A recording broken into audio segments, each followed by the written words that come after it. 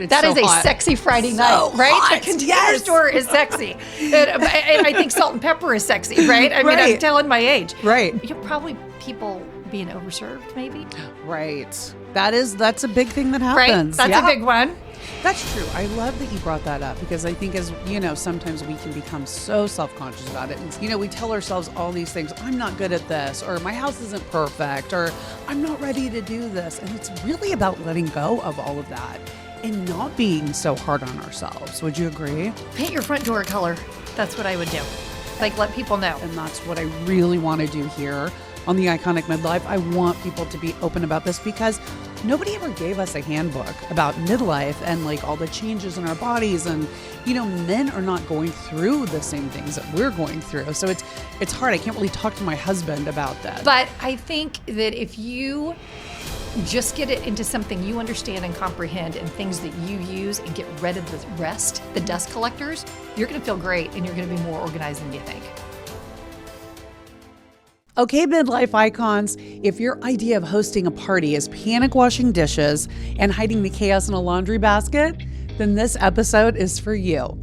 Today, I'm joined by the fabulous Lora Peterson, entertaining expert, lifestyle genius, and the woman who can even turn a chaotic Tuesday into a champagne moment.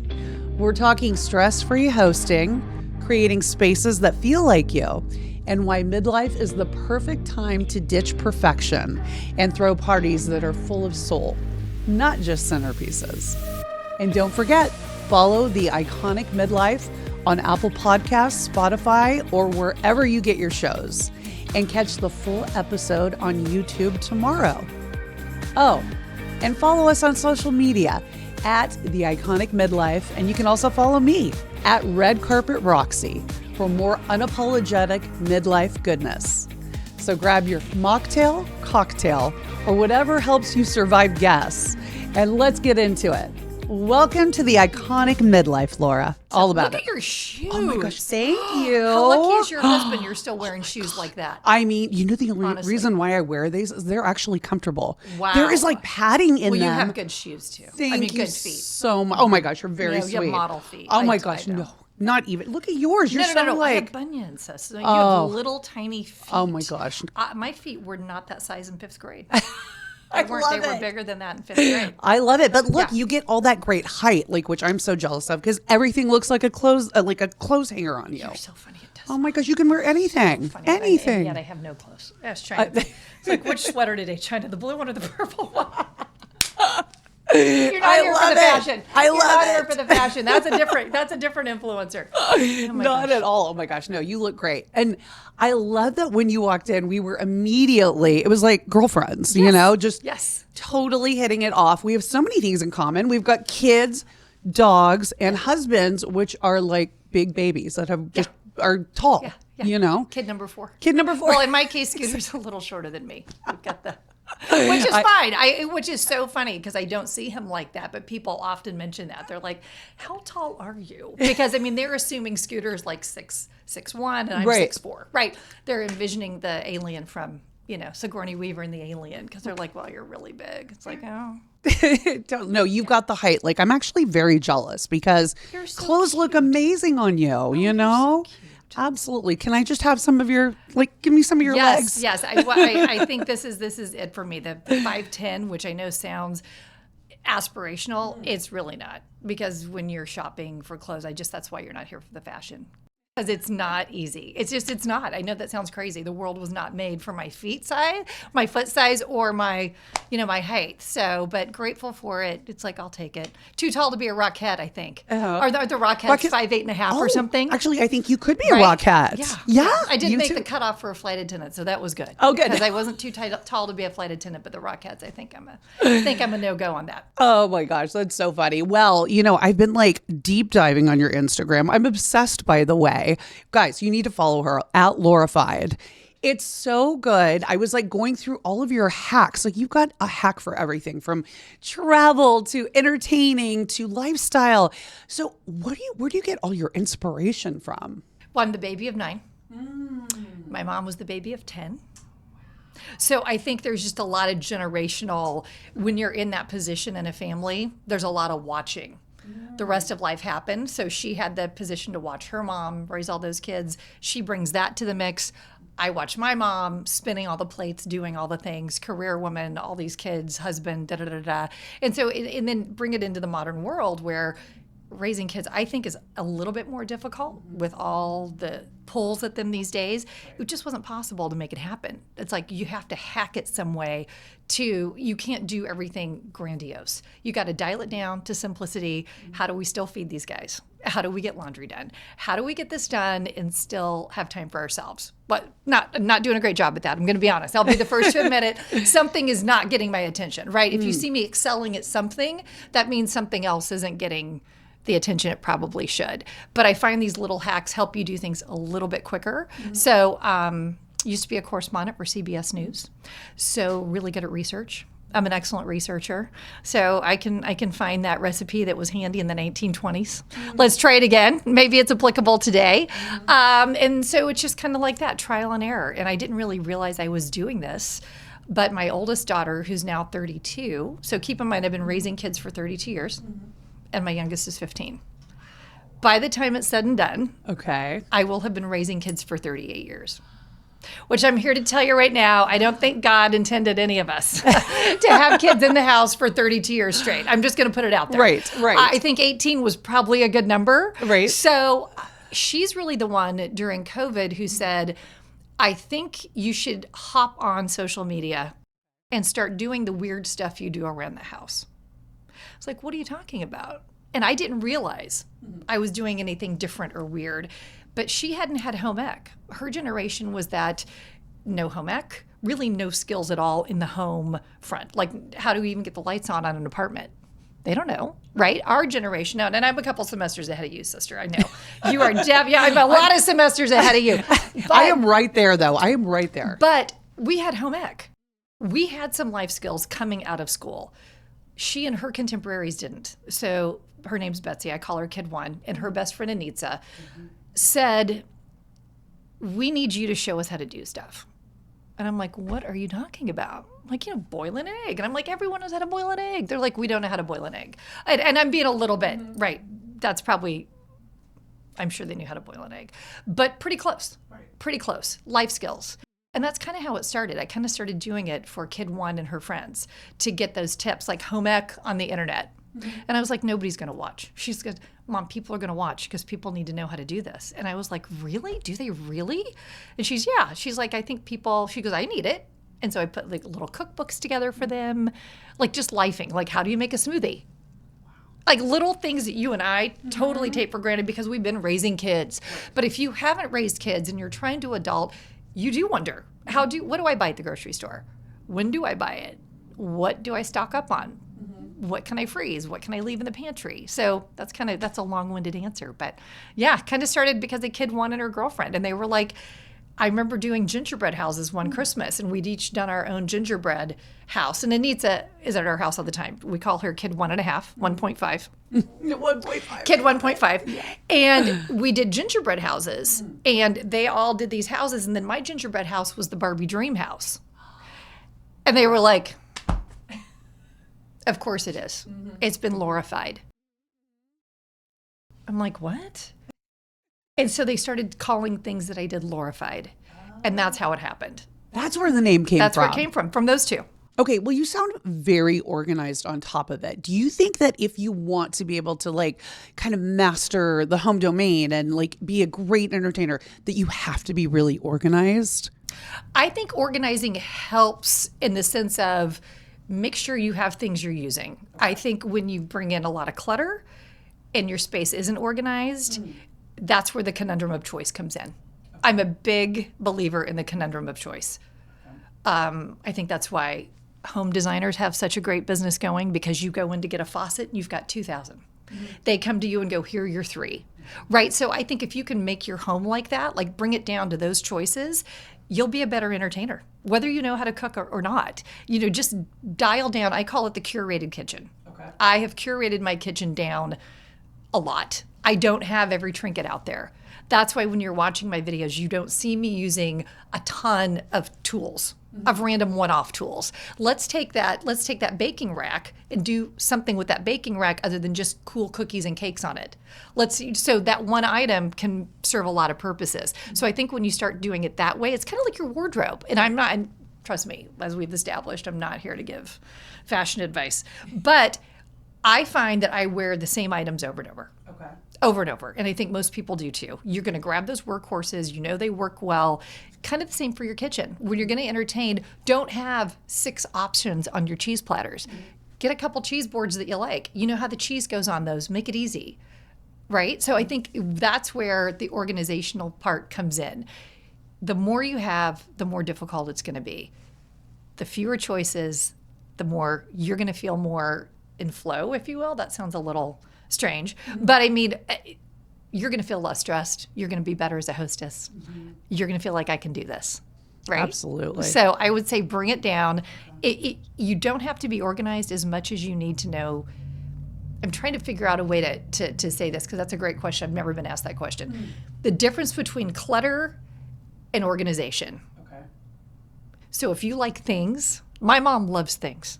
Norma Jean, 94 and a half, going strong. Lives alone, drives, bridge, mahjong, all the things. She loves things. I call them dustables. She loves dustables. I am not a dustable fan. But she knows where they are, and she knows how to use them, but she's good at that. I would go bananas in her house. I would never pull out the willow blue and white plates. I would never. She does. So if you're good at that, then have all the things. If you're more like me and you do better in a calm, clean, tailored down environment, I think that's where the decision comes in. So organize what you're comfortable organizing. So I don't want to tell anyone you got to go buy the kit. You got to go buy, because you see it, right? You drive by the Container Store and boy, that's addictive. At my age, that is sexy. Oh my God, it's that so is a hot. sexy Friday So night, right? hot. The Container Store is sexy. And I think salt and pepper is sexy, right? I mean, I'm telling my age. Right. But I think that if you just get it into something you understand and comprehend and things that you use and get rid of the rest, the dust collectors, you're going to feel great and you're going to be more organized than you think. Okay, here's the thing though. When we have all these things we've collected over time, let's say they stack up, we have kids, you know how things multiply when you've got kids. Where do you even start to declutter to get to that place? Like, do you have like 3 tips, like where you should start to be like, okay, I'm going to tackle 1, 2, 3 and get my home ready for like doing entertaining and all the great things? Well, first of all, let me just say Scooter would, and I feel strongly about this, and he's going to shoot me when I say this, would be on the show Hoarders had he not married me, had he not found me. Okay. He just doesn't want to part with anything at all, ever. Like he is attached. Okay. Kid 2 is like that. She's very much like that as well. They get very attached to things. My other 2 kids aren't. They're more like me. I'll give you anything. So it's interesting because the universe kind of brings you what you need, right? I was probably a little too streamlined, right? Scooter's like, the problem with you is you organize, and then once we figure out where it is, you organize again. He goes, you can't stop organizing. But he doesn't have any organization. So how do you make all that work, right? I'm lucky because I'll give you, if you said you like this sweater, I'd be like, you know what, if it's your size, let's figure this out after the taping, right? I'll give it. It's like, because I'm not attached to things, but some people are, and I understand that. I'm married to someone who's very attached to things, I guess, which is good for marriage, right? Because he's probably not getting rid of me. He doesn't like getting rid of anything. So honestly, I mean, you might want to marry someone who's attached to things because they get attached to you too. Right. So my number one thing is white plates. Okay. Number one takeaway, get rid of all the fancy plates. I mean, we all have them, right? Because you and I, or at least me again, much older than you, but would register for plates. Yes, the wedding china. We had to have it. Right. Had to have it. Had to have the silverware, the china, the glassware, one big earthquake, and boom, right? So here in where we live. So it's kind of like you learn very quickly, those things are very replaceable. White plates are the best thing you can do in your kitchen. Go get yourself some white plates, and you can get them anywhere. Amazon, Target, Walmart, they are not a heavy lift. Get a bunch of white plates and start using those. If you are bringing home takeout, if you are bringing home McDonald's, stick that on a plate before you sit down at the table with your kids. I don't even care what you're eating. I'm not here to tell you you've got to buy organic and you've got to cook from scratch. That is not the world I get to live in, right? I don't know if I'll ever be living in that world with the kids and dogs and traveling husband, but I think white plates automatically make you feel like something special is happening. Like elevated a bit, right? Yeah. You're Okay. sitting down at the table on a plate that has some substance, right? So it's about the energy you're bringing to that table. So you can serve whatever you want to your guests when they come over. Just pull out your white plates. No paper napkins. Cloth only? I invested in a ton, and I'm not, and it is good for the environment to not, but I'm not saying it because of that. That also, to me, elevates the meal. So I went when we were on a trip abroad, I ran into these French kitchen towels that the lady was basically giving away, like in a street market. And I look at Scooter and I go, I'm just going to buy a bunch of these. And we're getting rid of our napkins and our paper towel napkin things. And he goes, wait, what? These are kitchen towels. I go, yeah, but we're going to use them as napkins. And they're pretty. And boy, I got to tell you what, you stick one of those down at the plate with your white plate, all of a sudden you're feeling pretty fancy. But you can get whatever you want anywhere. Again, just buy yourself some cotton napkins and do a load every, when you're doing laundry. I buy enough to where I'll just do them in batch, in bulk, so that you're not driving yourself crazy. But it doesn't have to be like a formal, expensive linen that you're ironing. These are wash and dry, fold and done. There's no ironing going on. But I'm telling you, the energy you get from a real plate and a real napkin, you even see it in the kids a little bit. Like, this is a moment. So those are two big takeaways when you're entertaining, I think, that are kind of huge. I like those a lot. Those are easy to do. Obviously, nice glasses. I invested in some nice coffee cups. All my other coffee cups are the photo ones you get at Walgreens, and you give them to your spouse at Christmas, right? So we've got like 50 of those. But I invested in like 6 really beautiful, nice coffee cups. So if I'm serving coffee, it just feels better. So figure out what feels good to you. Not everybody needs a fancy coffee cup, but maybe your thing is an iced latte. Go buy yourself some really nice glasses for that. You can get the stuff at IKEA. Right. These are not expensive. Right. Don't be tied to those, because we all have this in our head. Well, if I'm not pulling the china out, it's not really an event. Just remove that pressure from yourself. Okay. Just get rid of the paper plates and the paper napkins. I mean, you'll be shocked at how that feels in your kitchen. Right, absolutely. So what do you think is the most underestimated, whether it be like a scent or, furniture or, flowers? What is the most underestimated thing that you think can create such a great vibe in your home? Well, it's going to be different for everyone, but I would have to say scent is a big deal. So, but I'm not a candle person. So I do a lot of simmer pots. Oh, so we're letting it go on the stove. Or I have a little mini crock pot, which is even easier. You don't have to worry about it catching on fire or burning away. Yeah. So I just stick the old fruit in that. Oranges that are going bad, half-eaten apples, whatever. You can stick it all in there with a little bit of vanilla. So scent is huge. I think scent is a really big one. I love flowers. I'm a big fan of one color at a time on the flowers. Great. Go to Trader Joe's. That's like if you go into any fancy hotel anywhere in the world, Four Seasons in Paris. Let's just start there. This is where it dawned on me. Every flower in the lobby matched. Different flowers, but same color. And I was like, wait, something's happening here. So then I started paying attention to that everywhere we went. Like if you go someplace to have tea, you're like, okay, all the flowers are matching. So one color flowers, whatever that is, Roxy. If you like pink, white, red, green, buy a whole bunch of different ones in that colorway and make yourself a bouquet. It's going to feel fancy and elevated and very affordable. Yeah. So you could, easy. It's easy, right? It's just one color. You walk in there and they have these pre-made bouquets and there's so much happening. Right. And they never look right when I get them home. Okay. And I trim them down and put them in the vase, right? Don't you struggle? You're like, why did those look so good? Right. And you're like, what's happening? It's like they look jinky now in my house. So I found if I pick up 3 different varieties of all white, I tend to do a lot of white. Stick them together. They look fantastic. I know fancy. That sounds crazy. No. So you've got the simmer pot going and all white, all pink, all whatever bouquet or whatever. I think those things are huge. And don't underestimate a clean sink. a sink without any dishes at all. Okay. If we have guests coming over, I stick stuff in the dishwasher that probably doesn't even belong in the dishwasher, knowing I'm not going to be running the dishwasher. I will be opening it and I will be pulling that out. Mm-hmm. But like I might even like the last minute, if there's a wooden cutting board that you're not going to put in there, I'll stick it in the dishwasher just to get it out of the way. Clean your sink. It's amazing what kind of energy you can get from a clean sink. Wow, that's a great tip. A clean sink. Yes. And then music-wise, I used to struggle with this. Like, what do we listen to? What works for everyone? And I always put on, whether you listen to Amazon, Spotify, doesn't really matter. Everyone's going to have an option called Pink Martini. Okay. Are you familiar with those guys? No. Okay, Pink Martini.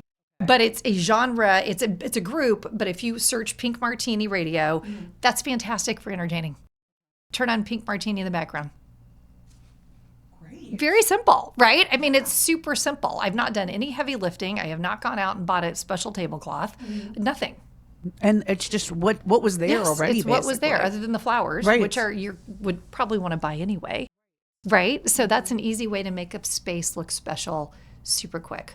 Okay, so how do you create, once like the guests have arrived and everyone's sitting for the dinner party, how do you create warmth, like, and conversation and kind of, that vibe so they're really at ease? Oh, another thing, when we're talking about the guests, make place cards.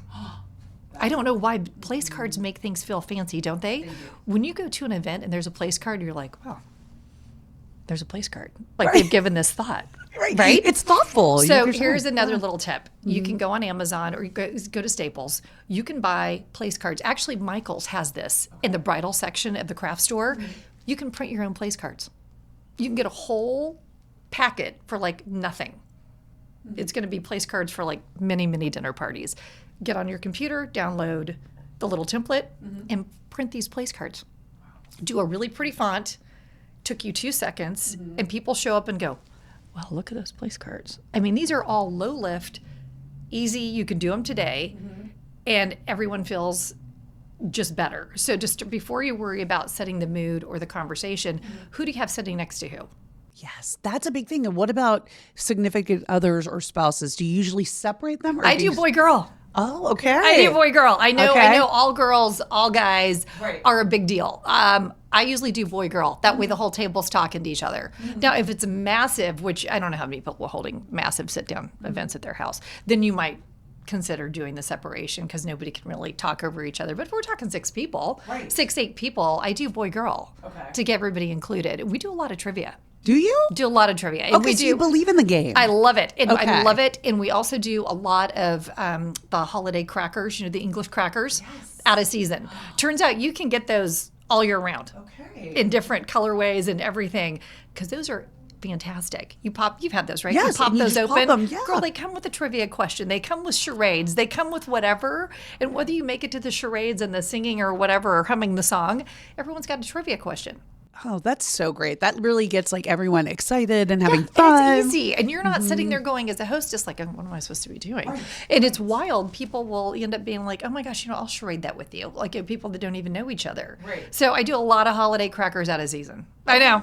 Little crazy. Yeah. Place cards and holiday crackers, and you've got yourself a party. Oh, see, that's so good. Okay, what is the craziest thing that's ever happened at one of your parties that you've hosted? That's a good question. The craziest thing. I would love to tell you I have some really good stories, and I don't. I don't have one where anyone, probably people being overserved, maybe. Right. That's a big thing that happens. Right? That's a big one. Yeah, you're having a good time and having you just a good keep time, going. Right? And are they overserved or are they having a good time? Right? So it's like, I don't. That's also a fine line. So I don't know, right? I don't know. We did have a husband and wife get into a fight once at the table. Really? Yeah, little, Oh, wow. Yeah, a little row. They didn't make it. They didn't make it. So the little moments like that, but really, honestly, pretty, maybe our friends are just not that exciting. But yeah, but nothing too crazy. Nothing too crazy. I mean, we had a gal help us loading the dishwasher once. This is back when the stemmed wine glasses are in vogue. And she put them in the top and she shut it and all the stems just sheared off the That's So that happened to the didn't best happen of at us. the table, but it's like, honestly, you learn at that moment, okay, note to self, the stemless wine glasses, again, you can get them at Walmart. Right. And so, but yeah, so nothing too crazy. What about you? So I think for me, probably people being overserved and like dancing on the tabletop. No. That's always, yeah. Girl, Yeah. I got to come to your party. I know. Come on over. See? You're maybe, yeah. Yeah. You're setting a different vibe. I like it. I'm here for it. I am here for the dancing on the table. Right. my I know. gosh. It might have been me. I don't know. Maybe. I think the other thing is there's so many cell phones now. Right. That's true. I think things have changed a little bit. I think our kids tell great stories about the parties we've held. If I had pulled the kids in, I think they have it from a different lens because they're in the background, like looking around the corner, watching the parties, Right. like we did with our parents, Right. like we did with our Absolutely. parents, where they Yeah. had the martini glasses and the cigs back when cigs were a thing, right? And so, but I do think the cell phone has been an equalizer. Yes. People are on better behavior Yes, most of the time. You know, they're like, okay, we have to behave. They are. Because we don't know where this is going to end up, right? Yeah, exactly. You know, it's so interesting too at this time of life. It's like midlife is a lot of times about a reinvention and kind of, you know, letting go of the things that we thought we were supposed to be, right? And being truly who we are. So how do we reflect that in our homes and when we entertain? Well, I think, again, this pressure to be perfect. Right. I'm just not on that bandwagon. I think Martha Stewart is super fun to watch. Right. I do. It's not attainable for me. I'm not planting spring peas. I'm not molding my own rabbits at Easter out of chocolate. That's not happening. So I think if we give ourselves permission to have the party even when we think we're not prepared, I think that's huge. Have it when it's not perfect. Everyone's going to love it. You know why? Because they're not doing it. I think people are more grateful and gracious to host than they think. People are grateful someone else is doing it. Someone else has volunteered their house. Someone else is doing the heavy lifting. Prom pictures is a great example. A couple of weeks ago, kid number 2 went to prom. I don't know how this really came together, but we had 48 hours to throw prom pictures for 400 people at the house. So we end up doing it. And I'm here to tell you, it was a big mix of Costco and Dollar Tree. It just was. You've got 48 hours to figure this out. Domino's Pizza out the yin yang for these kids. We had 400 people at our house. And everyone loved it. And people were like, well, this is fantastic. I go, thank you. There's a lot of Dollar Tree and Costco happening here. And they're like, oh, that's so funny. No, there's not. Yeah, there was. Yeah, there was. I mean, Right? if you follow along in stories, you know there was, because you were with me at the Dollar Tree buying the gold napkins, which are one of their class colors. And so I just think people don't see it that way. You see it that way, and you're so judgy on yourself. We're so hard on ourselves. I'm so grateful when someone else raises their hand to do something. And the older you get, don't you find that, Roxy, that you're more grateful someone's willing to do it? And so you're just not, people are not looking at you the same way you are, right? They come, they have a great time. They really don't care what was served. No one's going to be upset you didn't do the bananas Foster. No one's going to be upset that you pulled out the Costco cupcakes. In fact, everyone might go home and go, that was brilliant. Those were delicious, right? So That's true. I love that you brought that up because I think, as you know, sometimes we can become so self-conscious about it. And, you know, we tell ourselves all these things. I'm not good at this, or my house isn't perfect, or I'm not ready to do this. And it's really about letting go of all of that and not being so hard on ourselves. Would you agree? yeah, I think the voice inside your head that's telling you what you think people expect when they walk in the door, I think you just don't need to listen to that. Right? I just honestly do think people are happy to get together. And in the world of social media, where we're all on our phones now and there's less and less getting together, I think people love it, especially, you know, coming through the pandemic, right? We went without seeing friends and we kind of all fell out. Remember, for the longest time following COVID, for lots of reasons, it's taken a while to get back into that entertaining vibe, hasn't it? Have you noticed that a little bit? Absolutely. And I just think that the expectations before COVID and the expectations after COVID are vastly different. And I think it's easier now to throw something at the last minute and people show up and are happy. Before, there might have been more pressure, but it's just do it. Just have it. Even if you're not ready, just go ahead and have it. People are going to be way more gracious than you think. Absolutely. Yeah, for sure. And especially at this point in our lives when we're trying to kind of redecorate and change things up a bit, what is a common mistake that you see people make and how can they change that? Especially in midlife, it's like there's a lot of changes going on and it's kind of like, maybe you want to change this room up or, do this and that. And what are some mistakes that you see people make that you think you have a better solution to? Well, that's funny. My husband would say, don't listen to her. They always do, don't they? Right, they do. Don't spend any money. Right. Pencils down. Oh, good. I'm glad Right? you hear Don't that on spend the any daily. money. Okay, good. And he's pretty lucky because I don't spend a lot of money. Right. And where I am shopping, he's even luckier. He just doesn't know, right? He doesn't know what he doesn't know. Right. I think that I'm still a fan of the basics. Okay. I'm still a fan of clean lines. Mm-hmm. But this is such a... If you ask my mom if she was sitting here, she'd give you a different answer. I am somebody who doesn't, like I mentioned before, I don't like clutter. So I like clean colors. Almost every wall in my house is white, right? Because that gives you a nice palette in my mind. In my mind, that feels good. In my mind, I prioritize clean and calm with peace versus lots going on. But whatever, in the older I've gotten, the better I've gotten about just being okay with that. Before I used to be like, gosh, why don't I have a cute little vignette over here? Why don't I have this all decorated with tchotchkes? And why isn't this looking like it did at Splunky Doodah's house? Right. Because I don't like it. It looks great at her house and it feels good at her house and it felt great at my mom's house or whatever, but I like things cleaner. I think if you just bring it down to clean, and I would strip everything out of a room that you want to improve. Okay. Strip it out and then start adding things back in before you go out and buy more things. I think people are overwhelmed with things, to be honest. I think there can be, and the older we get, now I understand people giving stuff away. The older they get, they don't care. The way you and I used to shop 20 years ago, I guarantee you we're shopping different now, right? Well, first of all, we used to have time. Right. We used to have life minutes to be cute and do all the things. Right. I mean, girl, you're still wearing the shoes. Oh my gosh. You're still wearing the shoes and your husband is super lucky. Yeah, I mean, your husband's super lucky. But I think the pressure on all of that, like your space here is beautiful. I love what you've done here. This is amazing. But you came in with a clean slate. Only bring in what you love. That's really the answer. Bring in what you love. And I'm not trying to go Marie Kondo on you and make you hold it. And do you feel all the things? Feel all the things. I don't know. Yeah, I tried. I'm like, girl, what am I supposed to feel? I don't know what I'm supposed to feel. And so that was not working for me. Although I think she's darling. And that would actually be very fun to meet her and have her explain it a little bit better. Right. I'm not that in touch with, my houseplants. But I think that if you love it and it brings you joy, then let's keep it. But I would get rid of most of it.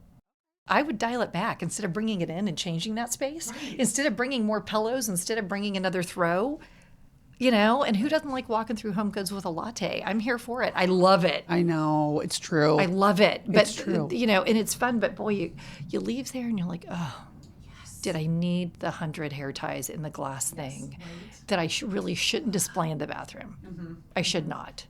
But it's the same thing when you go to Target too. Same thing. It is. You just walk out of there and you're like, why did I do this? Like, why? Yeah. And so I've gotten much better about that. Okay. Much better. So I think remove versus add and see how you feel. Because I do think things don't let you think clearly. The more you have around you, I think it just makes it more cluttered. And I feel like in midlife, I want more calm. I don't know about you, but I'm done. I love my kids, but I'm just done. I like totally. I love them. Bye. I love them, and I don't know as an adult because I had Betsy at 22. I don't know what it's like to have free will. I've been raising kids that long, and you're probably at the point where you don't remember free will, right? Because really, our lives and jobs right now are to keep people alive, right? Keep them alive, get them to 18. I mean, the age is probably higher now, right? We got to get them higher now than 18. But our parents only had till 18. They lucked out, right? They were like, oh gosh, we got you to college. See you, right? Now we're tethered electronically. Hey, what did I order at CPK? Or kid 2 will be like, hey, I'm here. What do I eat here? Like, okay, sis, you eat, right? We never got to do that to our parents, right? No. So I'm looking for calm. And I think if your house is calm, your space is calm, your kitchen counters are clear. Like, what do you have on those kitchen counters? Right. all the tchotchkes from Home Goods? I mean, why? Why? Yes, and why? are we using them? No. And then you have to dust them. Right. The cleaning. The cleaning. The It's cleaning. just It's one like more you thing get to rid clean. of stuff. You don't have to clean it, sis. That's the other thing I got down to. I was like, these counters are way easier to wipe down when I got nothing on them. It's right? just a quick wipe. It's And easy. I know. And my kids will say, why don't we have more things? Do they say that? Yes, because Oh my gosh. we saved the house we're in now. Okay. It went through a huge remodel. We now know why it was on the market and didn't sell for 4 years, but we saved it. We're good. Okay. And literally, kid two, I'm going to bring her up again. God bless her. She's like, when are we going to finish decorating? It's like, oh, girl, I think we're done. Like, what do you mean? And she's like, we're done? And I was like, she's like Scooter. They like things, right? And she's like, what do you mean? I go to other people's houses. They have way more stuff. Where's all of our stuff? I said, well, when we moved out to remodel, I got rid of a lot of it. And I decided not to bring it back because guess who was cleaning it? Right. You're looking at her, right? It's like, who was keeping track of this stuff, right? And so I think it just felt better. It felt better. And I was like, you've got your room, and her room looks vastly different than the rest of the house. Right. She's got her things, and she can have them in that room. Right. Yeah, but it's like, I think my biggest decorating tip is get rid of something. Okay. And I'm not a decorator. Right? But I think that feels better. That feels better, right? What about you? So I do feel a good sense when I let go of things that are not necessary or not serving us in some way. I do feel so much better. I do feel like, the house is more simplified. And I think too, especially with like perimenopause and all the things, my nerves are already more heightened than they ever were, and the anxiety. So when I look around and I see things that are really out of place or messy, it gives me stress. So I would agree with that. I would say letting go of just things that are hanging around that are unnecessary, but also like making the space comfortable too, with our dogs and our kids, and, just making it feel like home, like a place, like you're saying, to like go and de-stress, not add to the chaos, I think the little plants, the herb plants from Trader Joe's, are incredibly underestimated. Oh, by yourself, the ones right at the front, right? Buy yourself 2 or 3 of those in the produce section. Okay. So I've always usually got basil going, definitely basil, mint, and rosemary or whatever. Okay. You can pick up whatever you want, whatever your combo is. They're sitting right there by the sink, and I'm so happy with those 3 little plants. I know that sounds crazy, but you got something living, right? And you're using them. Stick some of that on top of your dinner, and it looks so fancy. So fancy. Even if you're bringing in takeout, right? Yes. You just cut up a little basil, and all of a sudden it looks like you did something, right? With a little flaky sea salt and balsamic vinegar, and all of a sudden everyone's like, oh my God, what is happening? Yeah. And you're like, well, it's just pizza. Right. Pizza from down the street. But I think things like that, those are useful. I am about having useful things in your kitchen. Anything that can help you, then that makes you feel good, let's do both. But I don't want something to dust. I don't want just an object sitting there just for fun. Just collecting dust. I mean, now what do you say to the folks that are, like going through midlife, but maybe it's the sandwich generation. So they're taking care of elderly aging parents. Maybe the parents live with them in the house, and maybe they're also taking care of their kids. So they're kind of caught in the middle, but want to create a special, space in the house for themselves. What do you say to them? Like, how do they still kind of have their own identity in the house with all of these other people around? First of all, I think that's incredibly hard. So let's just start there. As someone who hasn't been able to live alone for 32 years and counting. Not that I'm looking to live alone. Scooter, don't get stressed. I'm not looking to live alone when kid 3's gone to college. But I think my family hears me say this all the time, and they can't stand it. But I tell them the kitchen's my office.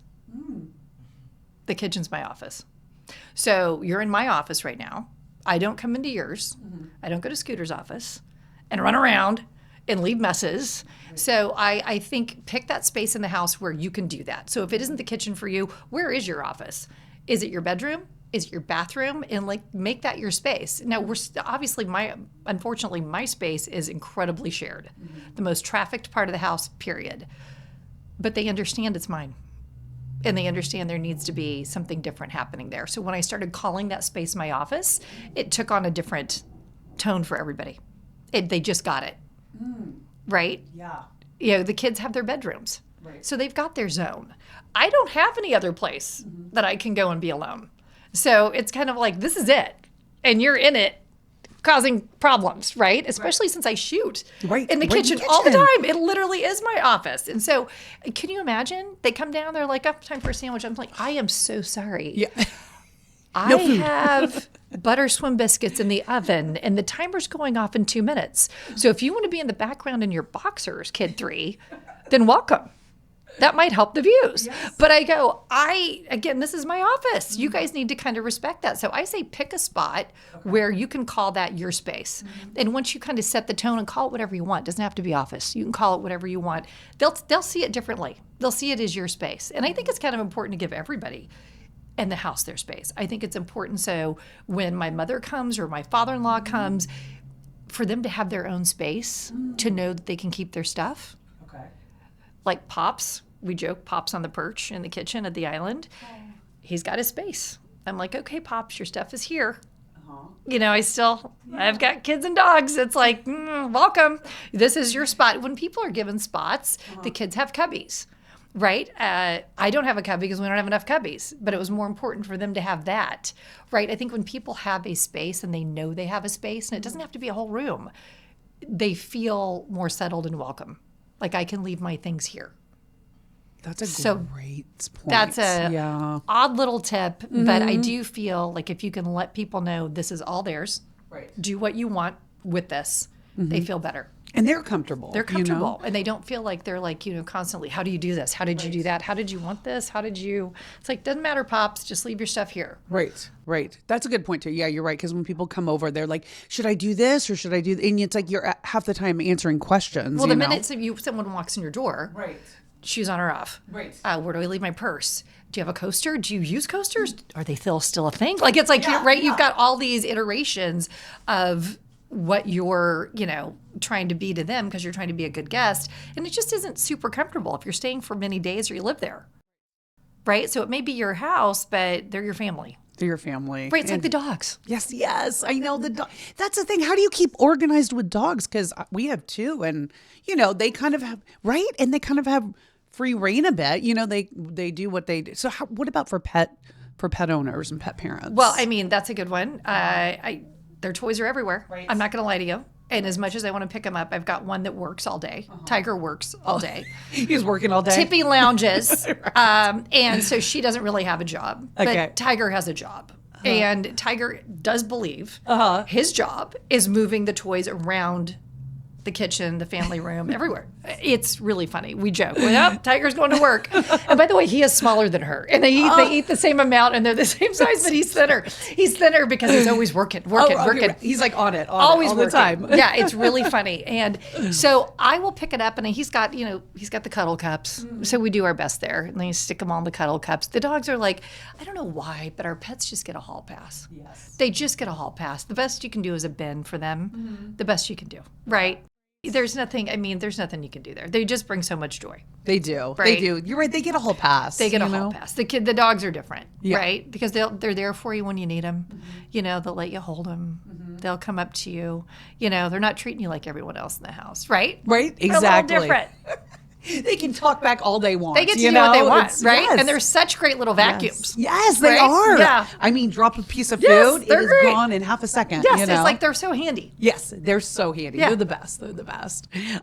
So also, like for a woman who's trying to get her spark back in the house, especially at this time, what is like a playful fun tip that you can recommend? Like she wants to kind of get like maybe settle her identity and really kind of like, change things up and kind of just put a stamp on her own house. Like what is like a playful way that she can kind of figure out what that is if she doesn't know what it is? Are you talking from an aesthetic or from a personal? Like from an aesthetic. Paint your front door a color. Okay. That's what I would do. Okay. Like let people know. Okay. Like, okay, I'm here. Yeah, I love painted front doors. Do you? Do you have a painted front door right now? It's black. Yeah, it's black. Love that. But I mean, I've had red over the years. I've had gray. I just, painting your front door a color. I think red was my favorite. Our neighbors wouldn't be happy now if we did that. But our house before, we were able to paint the front door without neighbors weighing in, which is wild, right? Which is wild. I can't believe neighbors get a say in things like that. Yeah. It's like, it's your house. But we live in LA, sister, so people get to chime in a lot on things. I'd say paint that front door. That's a great tip. I know, isn't that crazy? Because it's kind of like you're making your statement on your house from the very beginning. Like a red front door, I've seen the most darling pink front doors. But whatever you want, whatever if your partner's spouse is okay with it. Scooter doesn't care. I could paint our entire house inside outside pink. He wouldn't know till the bill came. He does not care. I'm very, very lucky. He just cares about the bottom line. He just cares about the bottom line. So I would say that's a good one. And if you can, light fixtures are underestimated. Get online, look at Home Depot. These do not have to be expensive. There's some amazing lighting fixtures. If you want to update your space, change out your lighting fixtures. That's a good point. Yeah, because that is an easy, quick fix. Get an electrician over there. Get on TaskRabbit or whatever, get someone come over, license, change out those light fixtures. I found the cutest light fixtures at IKEA. I know. Really? People walk in and go, "Where's that from?" Right. Like, It looks so nice. It's from IKEA. You know what I mean? But you're like, it should be like, "It's from IKEA, girl." Right. And they're like, "What?" Yeah. Yeah. So light fixtures are huge. Paint your front door, stick a fun little light fixture over your kitchen table or in your, entryway. And you're not breaking the bank on that, which is No, nice. these are nothing I do breaks the bank. Okay. The Scooter wouldn't be married to me if he did. Yeah, he's alligator arms. We Okay, joke about that. He's like, I can't reach my pocket to get to the checkbook. Or, And so we call him T-Rex arms. Oh my God. And so but it's great because I think we're a good match in that sense because I'm very budget. Yeah, I love a good dupe. I mean, I do. Why not? I do. I love it. As you know, I love a good copycat. Yes. Big fan. Big so, fan. All of these amazing hacks and dupes, we're in the summer travel season right now. We're like at the height of it. So what are 3 great travel hacks you have for people that are, traveling this summer? I would say ask for a corner room. That is as far as hotels go, whether you're driving or flying, you want a corner room that's going to Does it cost anything to do that? No. Okay. No more to get a corner room. Just call ahead. Call ahead and make friends with the person at the front desk. So when you call, you usually go to a reservation bank. Right. And it could be somebody anywhere. Get to that hotel. Look up that hotel's number directly and call the front desk direct. Make friends with someone. Email the concierge if they've got one. Make friends with somebody on the ground. They're going to help you. They're going to help you get stuff for free. And you don't even know it. Yeah. And then give them a little tip when you get there. Right. It's amazing what just a little tip will get you. I think that's massive when you are traveling. And ask for a corner room. And they may upgrade you anyway, but that corner room is big because it's going to give you more space. It doesn't cost them any more. Right? So I just think that's a fantastic one. My packing hack, I'd be crazy if I didn't tell you about that, where I take the sweater hanger. Yeah, big fan. I know since that's been out, there's a lot of suitcases out there. The problem with those, they are stuck in place and that's not amenable to moving it around. My sweater hanger is what, $12? $15, and it fits in any suitcase I own. It's not a special suitcase. I can put it in the carry-on. I can put it in the checked bag. I think it's great. Better than packing cubes. Very easy. I just used it last week when we were on spring break. Sweater hangers. I've got underwear, workout gear. Put it in the suitcase. Get to the hotel. Hang it up. That gave Scooter all of the drawers.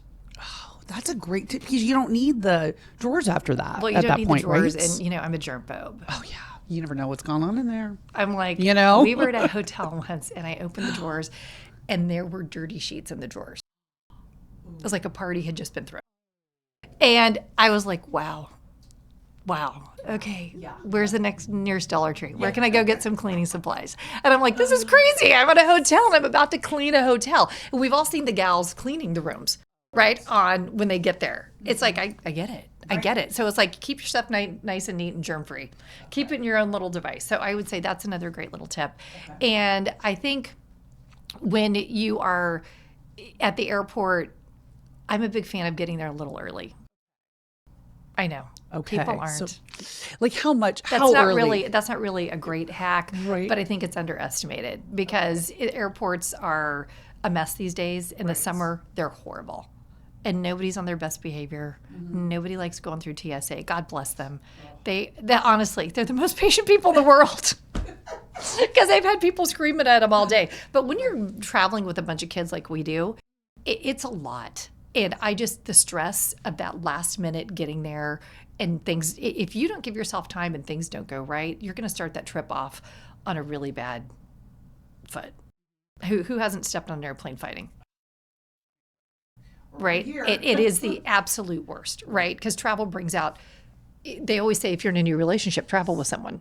Right? Or you've even got girlfriends you know you can travel with, and girlfriends you know you can't travel with. It's the same thing. So just there's nothing, that is one of the greatest luxuries out there, time.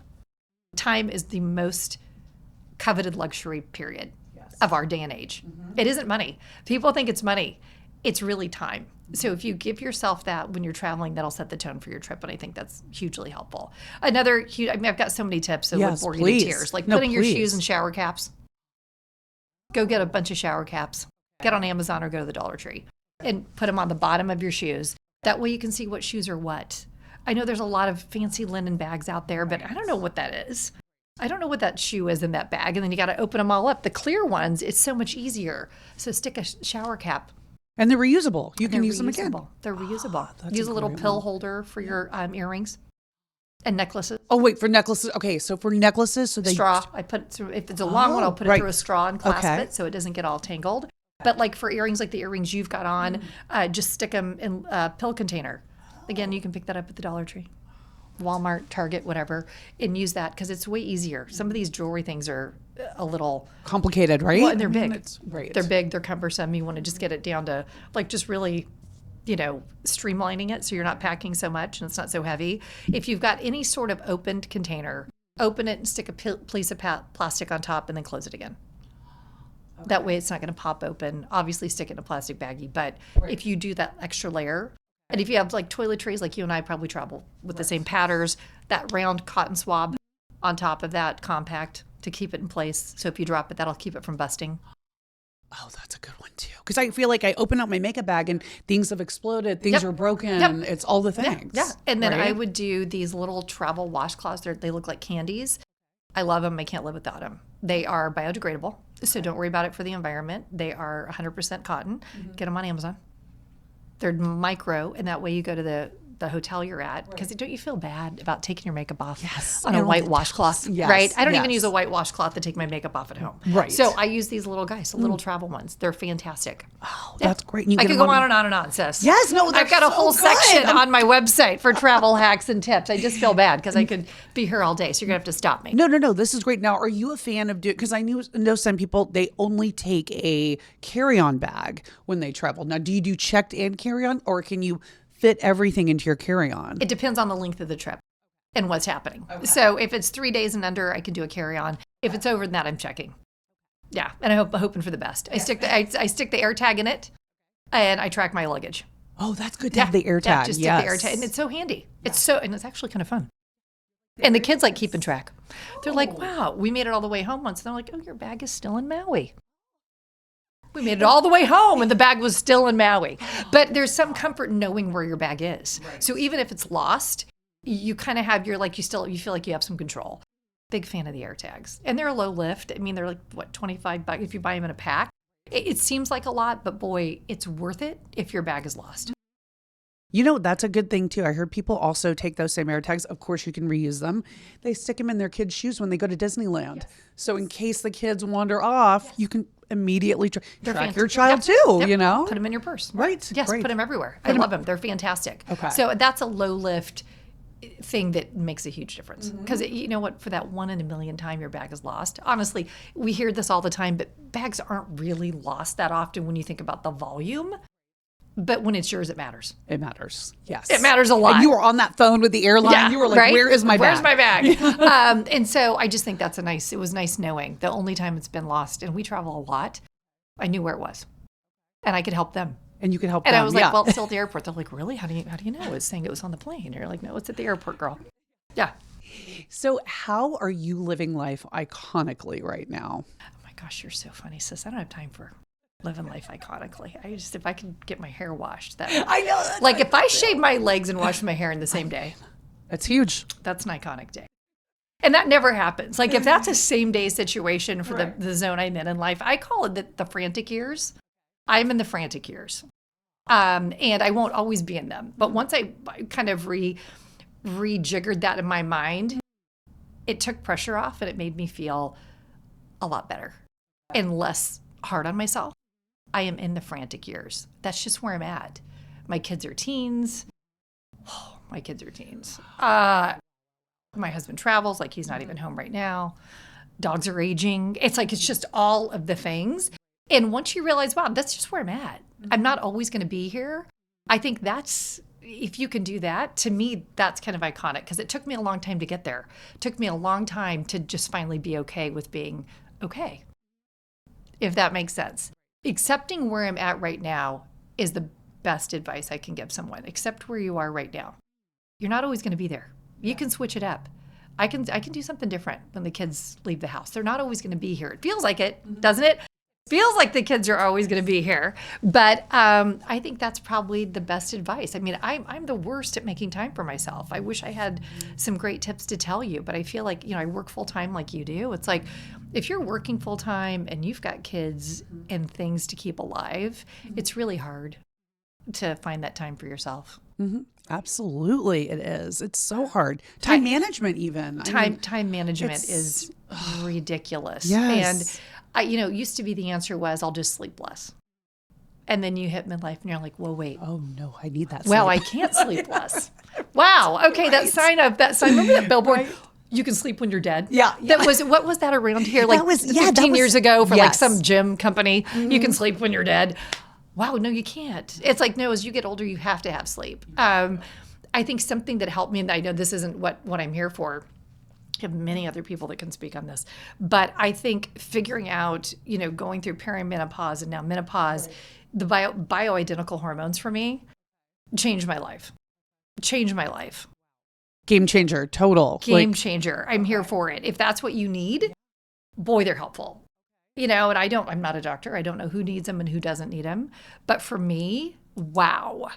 When my doctor figured that out, well, he knew. I mean, when he suggested it, did the blood work and dialed me in, it's amazing.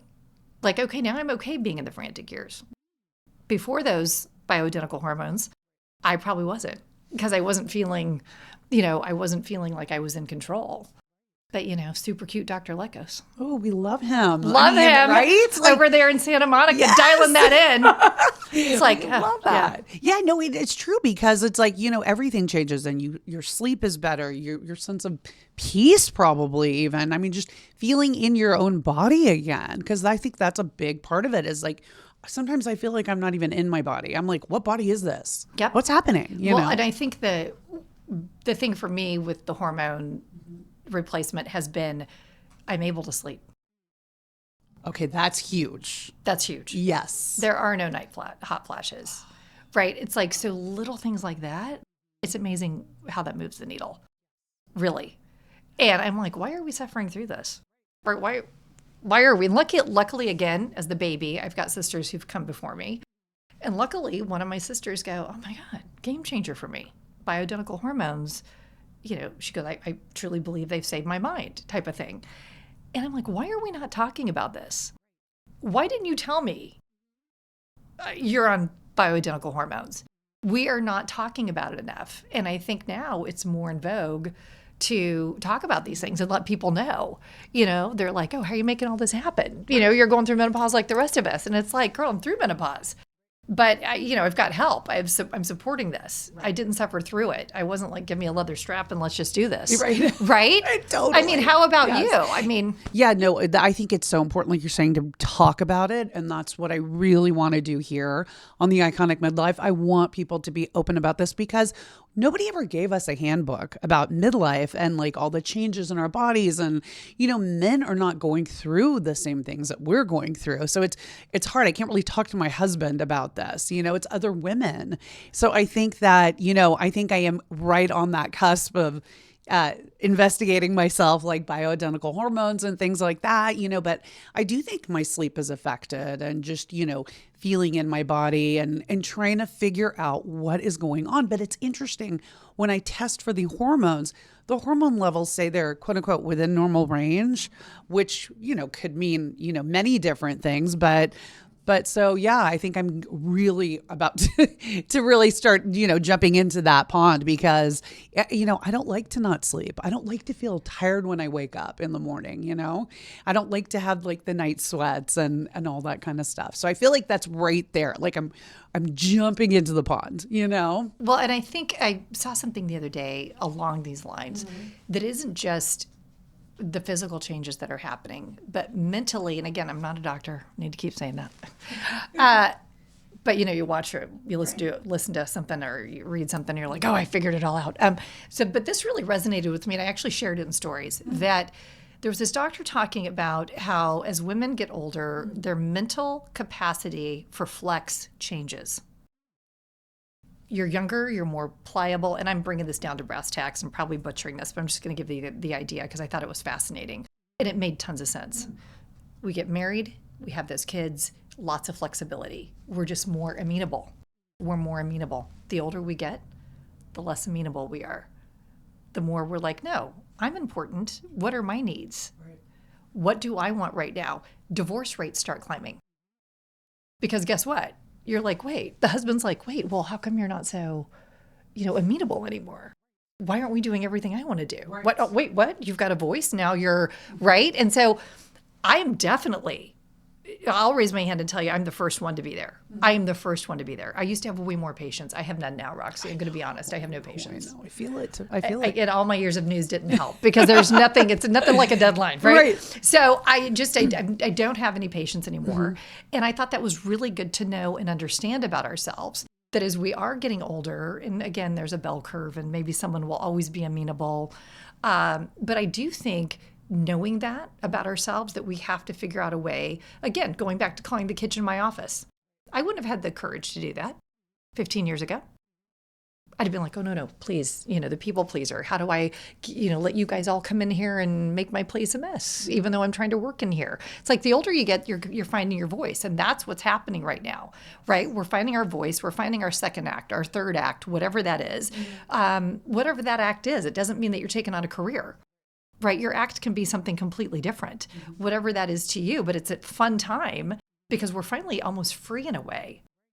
I don't know how to explain that. It is a very freeing thing where you realize, I think free will, when someone said, then free will comes into play. It was like a light bulb went off in my head. I haven't had free will. And if you're raising kids and you've got a husband who's from the 1950s, the Leave It to Beaver era, it's like you haven't had free will. Girl, it's coming. Sis, you are about to have free will, and it's so exciting. And then you top that with some bioidentical hormones, and you're like, what in God's great earth? Recipe for success. I won the lottery. Right? So I think I think there's a lot of fun things to look forward to right now. And I wish I had something Madonna iconic-y to share with you, but I just think that is really the most exciting thing that's happening. You do feel less importance on things, less importance on looks, less importance on the things that we thought mattered. And they did matter when you're trying to get a mate, right? They did matter when you were in those years. They don't matter now, right? They matter less and less. I'm not saying let yourself go and don't ever look good for your husband and shave your legs. I'm still shaving my legs. Right? We're all shaving our legs. But I think that is probably the best moment about these years, right? Are you feeling that a little bit? I mean, obviously with this podcast, you're onto something, sis. Oh my gosh. You're ahead of the curve here. Thank you. Yes. I mean, I definitely feel like I'm giving fewer fucks, basically. Yeah. Really. That's actually a good bumper sticker. Right. Isn't it? Giving fewer fucks. Actually, let's get some shirts. Right. You need to sell that merch. That's honestly exactly what I think I'm gonna we've got do. coffee cups and shirts and sweatshirts happening. I'll take a crew neck sweatshirt. Okay. I'll send it to you. I got you covered, girl. But yeah, no, I think it is. It's really finding your voice and stepping into your power, and just really being comfortable in who you are. And it is such a wonderful time. And I think there is still a lot of life to live, at this point and going forward, But I'm curious, what kind of advice would you give to your 25-year-old self? I think, and for those that have followed along in my stories, at 25, we were all lining up in LA to get implants. There was a time when that was a thing. And I think Baywatch was popular. 90210, the pressures of looking good and the whole thing. So I signed up, I did it. I gave into a lot of those things that we thought we had to. And, a couple of years ago, I had to have the implants out. So that was a journey. And I do wish I had known that I was enough. I didn't feel that. I absolutely did not feel it. I gave into all of it. I gave into all of society. I gave into the Baywatch effect. I gave into all of that. That we had to be in this box to be accepted. Turns out you don't. Turns out you don't. And I think that would have been my best advice. Don't do it. You don't need the implants. You don't need this. You don't need that. Still need the hair color. Yeah, right? I'm not crazy. I'm not crazy.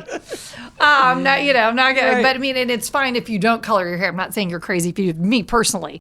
It's like, I think just knowing that whoever you are fine. You're fine where you are. The universe has a plan. It's going to work it out.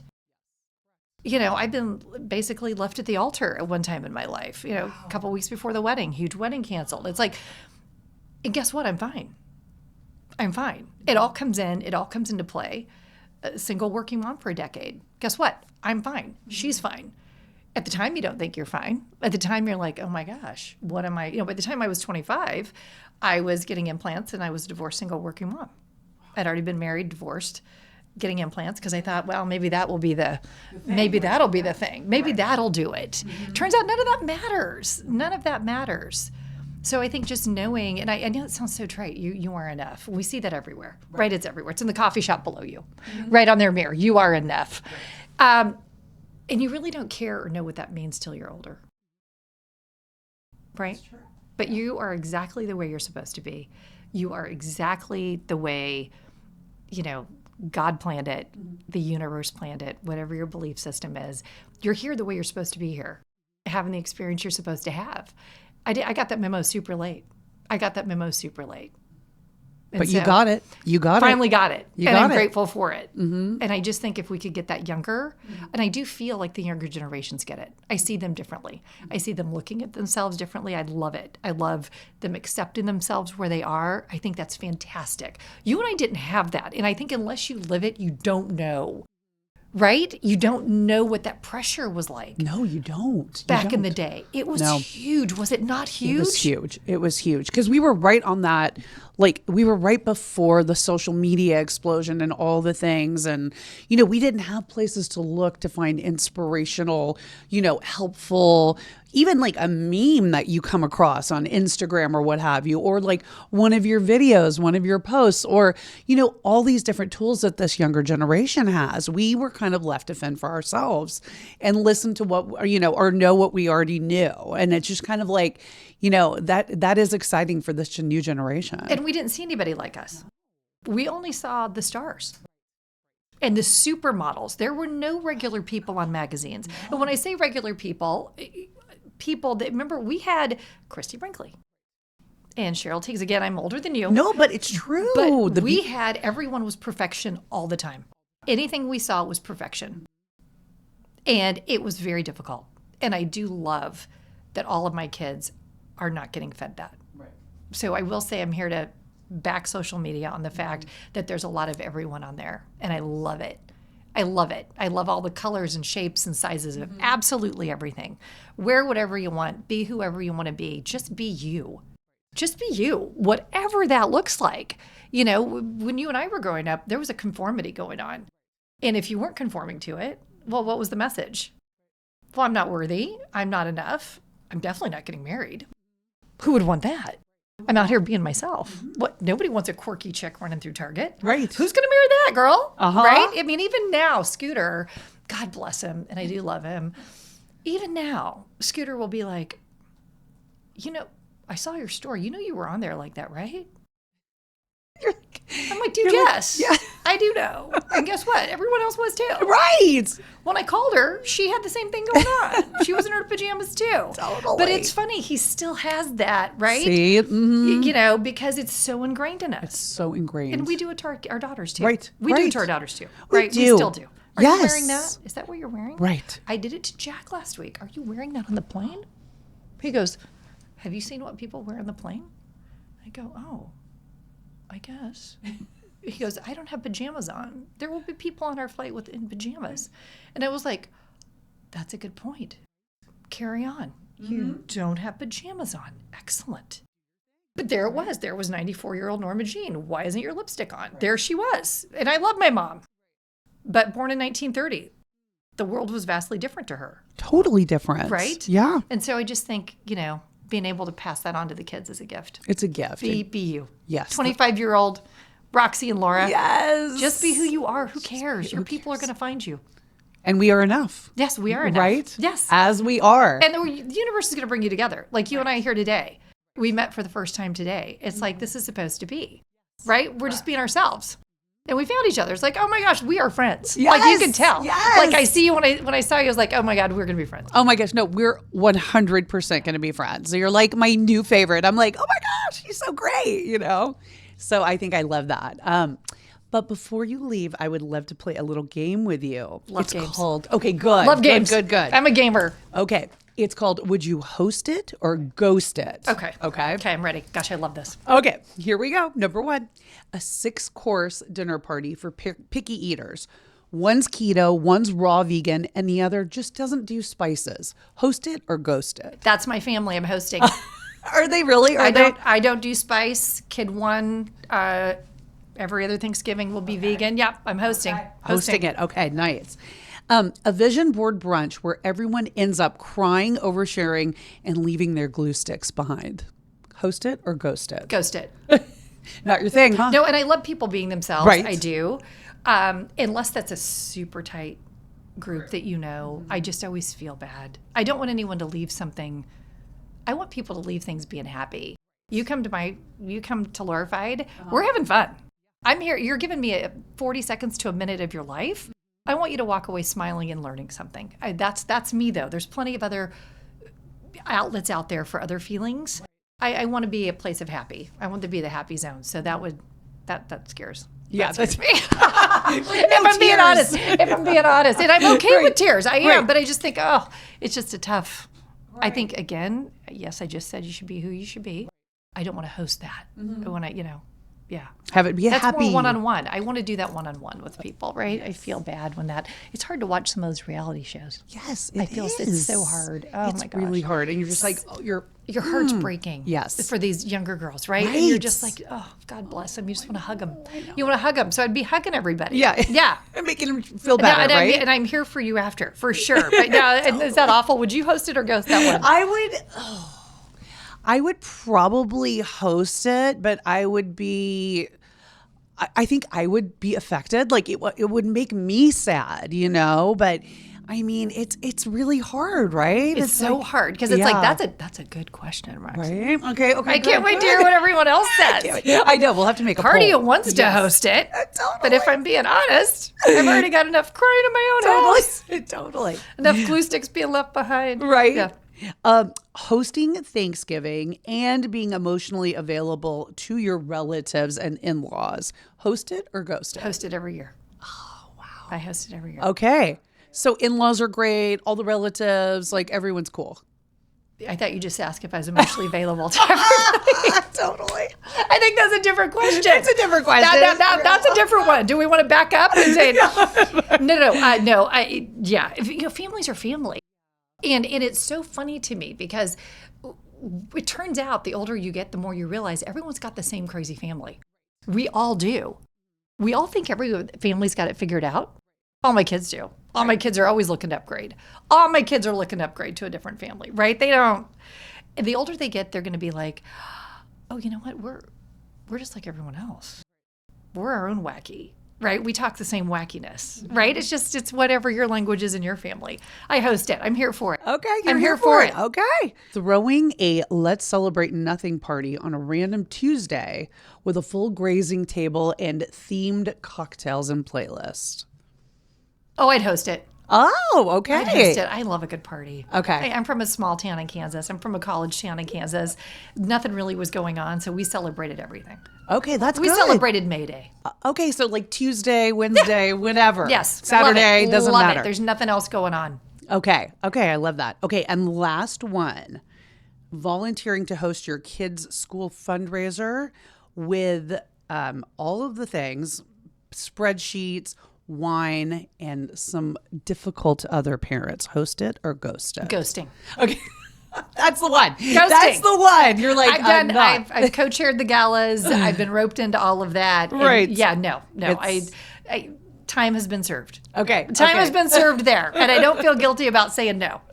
After 32 years, there's been a lot of, so I'm good. You have put your time in, lady. I know my strengths, sister. Yes. I know my strengths. And I love other people. Wonderful. Well, Lora, I am so excited that you came here at the Iconic Midlife. I cannot wait to share with the world all of the amazing tips and hacks and tricks and all of your insight from today.